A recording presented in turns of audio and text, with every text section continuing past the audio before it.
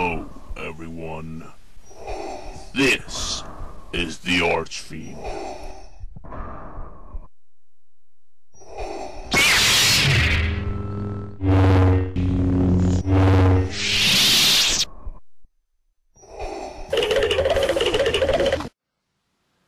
Welcome to Doom and Gloom Week here on Sunday Sports Chat with the Archfiend. This is about as energized as I can get. Alright, LeBron James and the Miami Heat won the 2012 NBA championship. Those diehard fans in Miami really deserve this, even though there were several games this year that there was like 10,000 empty seats in the arena, but that's beside the point. I know, that's just sour grapes, and I'm bitter and I'm jealous and all the other things that the few Miami Heat fans are going to throw my way. This was bound to happen. And, alright, I'm a LeBron James hater. I don't like him. I respect him as a talent on the basketball court. He's hands down the best player in the league right now. And he's arguably going to go down as one of the best players ever. Ever. Up there with Jordan, with Kobe, with Larry Bird, with Magic Johnson, with Kareem Abdul-Jabbar. Those type of caliber type players there. And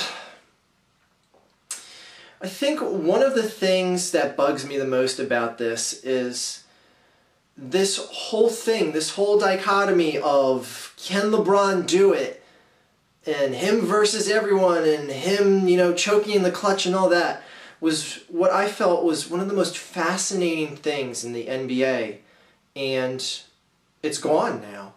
Like, I'll tell you right now, my peak interest for the NBA playoffs, both last year and this year, was just the fascination of seeing LeBron lose. Like, I was so interested in seeing that. It just captivated me, and I watched every game, and it's a team I don't even care about, and I'm watching every single game they could play. Of course, I was home, but it just piqued such an interest to me now.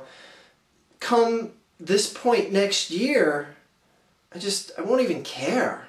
I won't even care, because it's like, well, he won once, now what's he going to win again? Doesn't really matter now.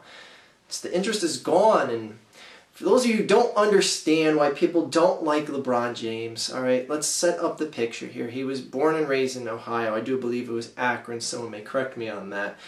And before coming to the Cavaliers, or actually right after he came to the Cavaliers, I remember seeing an interview with him where he talked about how he knew how passionate that city was for its sports teams, and how they've been, screwed over in the past, and he understands all that, and I'm paraphrasing here, of course, and then he ends up leaving to go to a team that has a better shot of winning a championship, even though he made it to the finals with the Cleveland Cavaliers, proven they can get to that final step. Maybe they can get another piece or two, just give them time, LeBron, but no.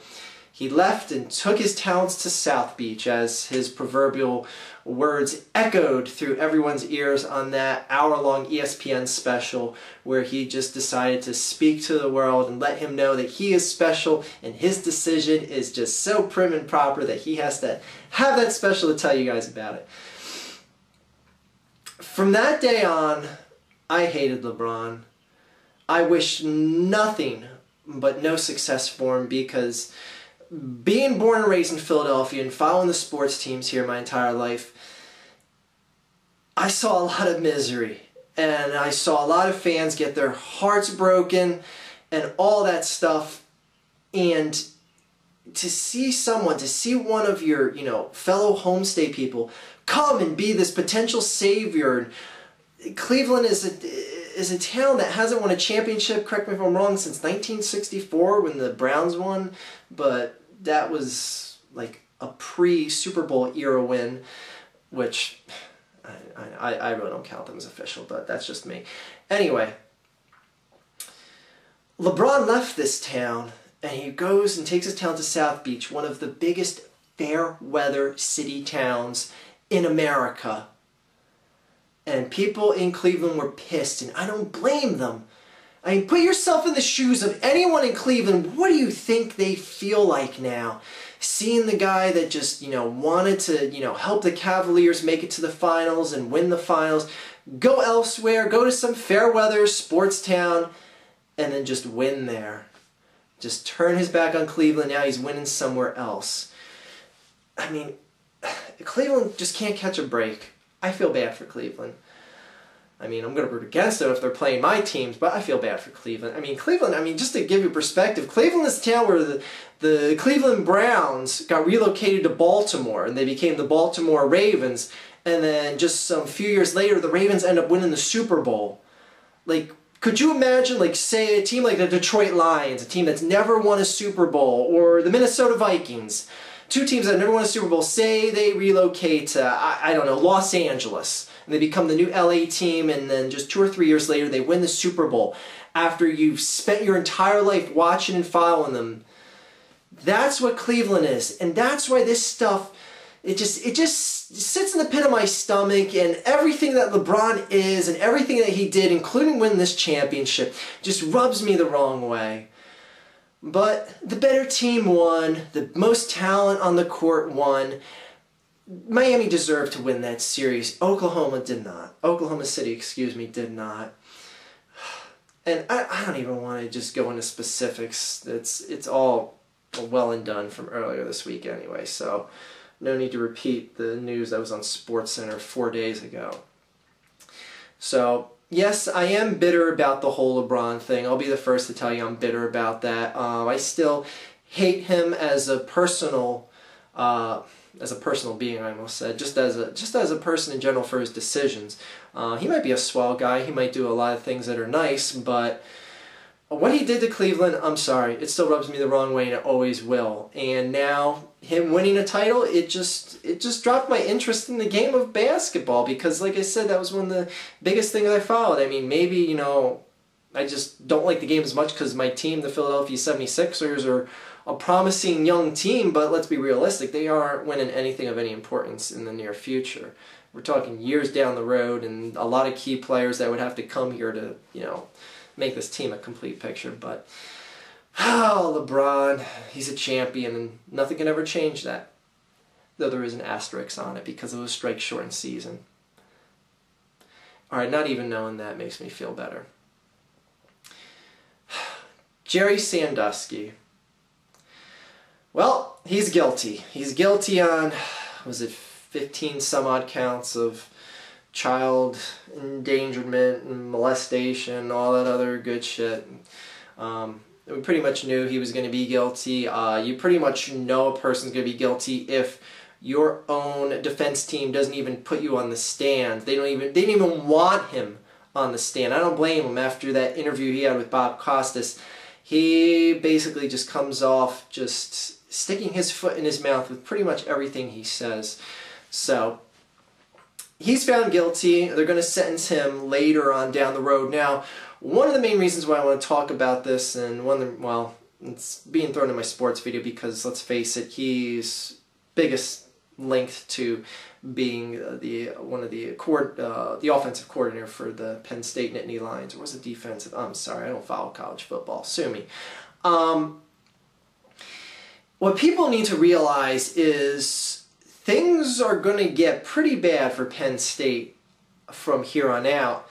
One of the main things is now that this guy is found guilty, there's a known pedophile sex offender that was knowingly employed by the Penn State University higher-ups. That now opens the door for more litigation to come out, more people to come out and press charges. If they were a kid that was in that camp, they can come up with, they could be talking out their ass at this point, and they could potentially get a payout.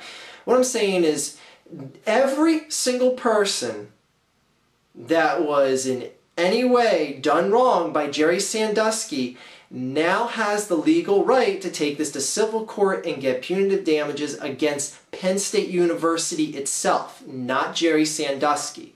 Because the institution itself is now culpable because they employed this guy and they knowingly kept him employed. Penn State is going to lose millions upon millions of dollars settling legal fees with this and payouts. Now, they're going to try and keep as much of this out of court. They're going to try to set up settlements for all the cases that are going to come against them. But I guarantee you, some of these kids that are going to come out that are now grown adults are going to want to take this to court and see if they can take Penn State for more than just what the amount of what they're willing to settle for. There's going to be a lot more details that come out about kids that didn't step forward before, because they're going to start seeing that these people are coming forward with these cases are getting $1 million plus handouts, and it's rightfully so. It is rightfully so. What Penn State, the university itself, did was wrong. There's so many people are wrong, and it's not just relegated to Joe Paterno and anyone else you want to pull out of it. There was more people that did a lot more wrong than others, don't get me wrong. I just said a lot of wrongs there. But the Penn State University itself is going to get just raked through the coals on this, and they deserve to. They absolutely deserve to. And there's going to be so many people coming out, because the number of people that came out in this criminal trial against Jerry Sandusky were not all the people that were, you know, fondled or whatever else by Jerry Sandusky. There's still people that haven't come forward and given their other side of the story, just whatever. So it's going to get pretty bad. And one of the things, and the lawyers know this, one of the things they have in their advantage is they have the perpetrator of all these sex crimes is not going to take the stand. So when the judge or the jury has to render their verdict, all they're pretty much going to have to go by is whatever the plaintiff is bringing to the table, saying, hey, I was sexually molested, Jerry Sandusky had sex with me in the locker room, he tickled me, he whatevered.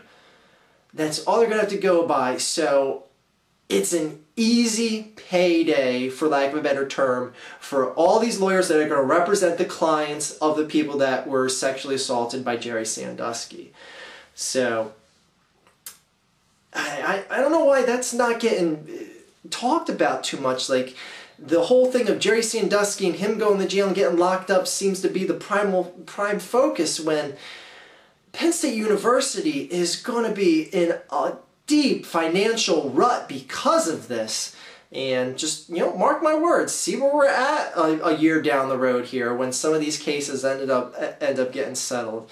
It's going to be pretty damn interesting, and that that university is going to be in financial peril. Mark my words, because there's a lot of people, a lot that were rumored that weren't coming forward in this criminal case. So, yeah, that's going to be interesting to see. And oh, this video went on long enough, and like I said, it's doom and gloom week here. Jerry Sandusky's locked up forever. He'll probably live 2 or 3 years till he kills himself in jail, which is fitting end if you ask me.